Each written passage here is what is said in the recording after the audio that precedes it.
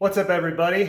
Been doing a little work on the GTO this weekend, so I thought I'd do a little update video, let you know what I have been up to. So most of my work has been confined to the engine bay out here. So when I put the car together last year with the E38 computer, there were some things I didn't show on camera. There were some wires that I had to end up replacing. So the wires for the left-hand knock sensor had fallen out of their little retaining bracket, and they landed on one of the exhaust tubes and they melted through. So I had to run new wires up and around, and they were just kind of hiding out back there outside of the wiring loom for the majority of the year. I ended up having to use an oil pressure gauge out of the Gen 4 car 2. So I ended up getting the wiring for the oil pressure sensor and the connector out of that Camaro harness as well. And now there's a Camaro oil pressure sensor back there because for whatever reason, the oil pressure sensor for the GTO just would not read consistently. It would read fine when it was cold and when it got hot. And when it got hot, it was just reading way less pressure than there actually was in the system for some reason. So it's something about resistance calibrations must be different between that sensor and the Camaro sensor. So having a Camaro sensor in here now it reads exactly like it's supposed to. I got all that taken care of, and I also been making one more fix back here. So I found out last year when I did the conversion that I had some clutch sensor wires swapped around backwards, and as a result of that, cruise control didn't work. But I needed to get the 33rd wire to go from here to there, and I only had 32 pins available to me on those connectors. So there was another wire hanging out back there that was just taped together, and then someday I figured I would put it together. And I finally am going to, because I figured out what to do with one wire. So there's a wire for the ignition key that has the crank request on it. So when you turn it to the start position, puts 12 volts on a wire that goes down here.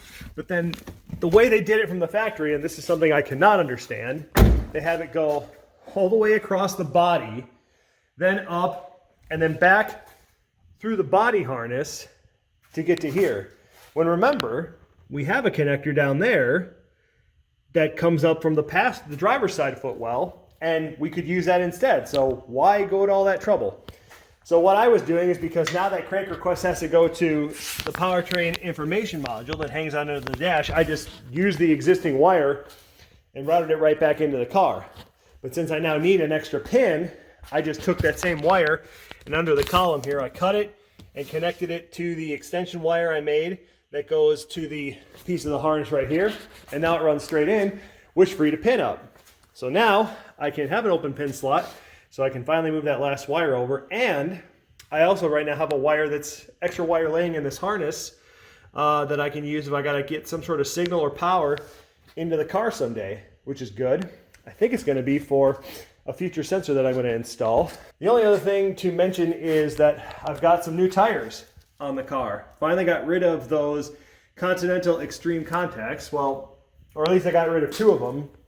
The ones that were on the front are actually still here because they're in great shape. The back ones were just chewed right down to the wear bars and a little beyond, actually.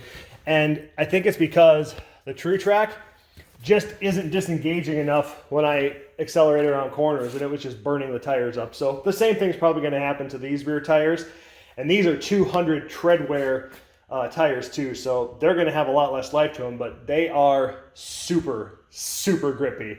I am amazed how much grip this car has now, so I cannot wait to get it to Road America. But having said all that, there is going to be a new episode coming soon on the GTO. I'm actually going to be taking a little bit of a break from the Crewman. I've done a lot to it, and it's pretty stripped down, but I'm waiting for some parts to come, and they should be arriving in Indianapolis shortly, and I can head down there and get those and get started on this again. But in the meantime, I'm going to do a battery relocation on this thing. I know it's something a lot of guys have done, and I have tried to find the most cost-effective, easiest, and safest way to do it so I can make a DIY video about it, and I think I found it. So I've actually got all my gubbins for doing the relocation right here.